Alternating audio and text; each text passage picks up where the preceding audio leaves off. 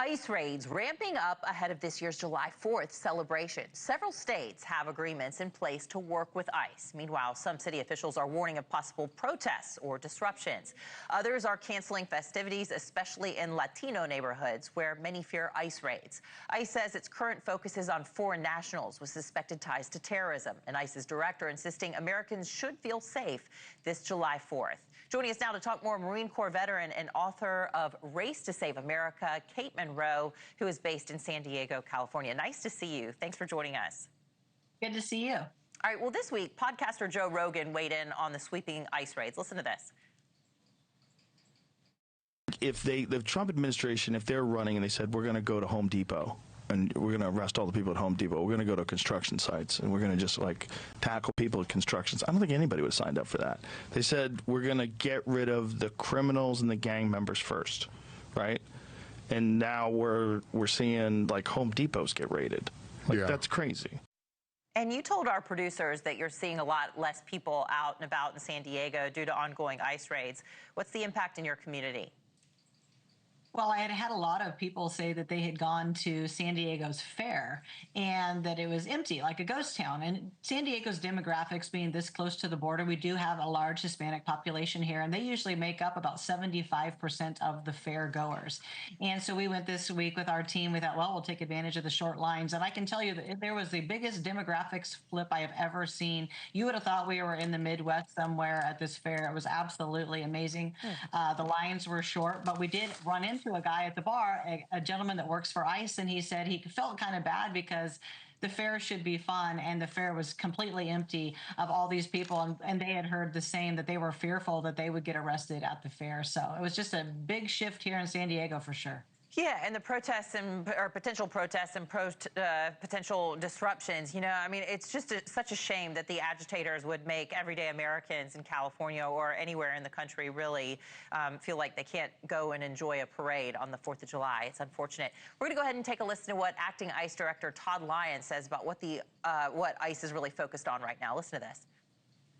Now we're really focused on identifying these individuals that were let in, going back and looking at our vetting and seeing what we can do to make sure that we round up and arrest every national security threat that could pose potential harm to the United States.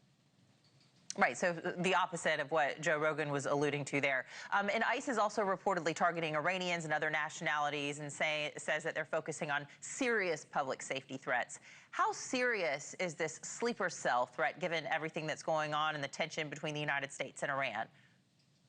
Well, I was in intelligence in the Marine Corps, and I can tell you, as somebody who went down to the border with razor wire and saw thousands of people cross the border, there's a huge concern for our national security, our sovereignty. I had been saying in watching the border security here, watching them vet people, I didn't really see them vetting too many people. They rounded them up, lined them up, and waited for vans and buses to come and get them. I don't think that many of them got vetted.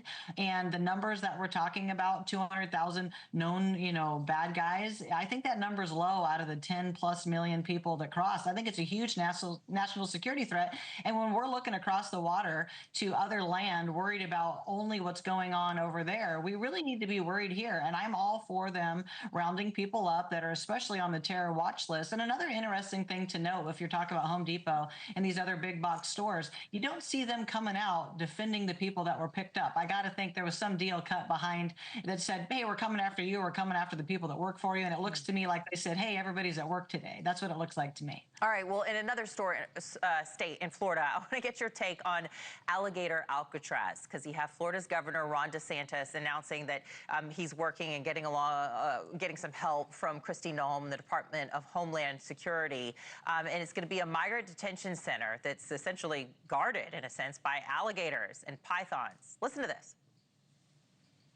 You don't need to invest that much in the perimeter. People get out, there's not much waiting for them other than alligators and pythons. Nowhere to go, nowhere to hide.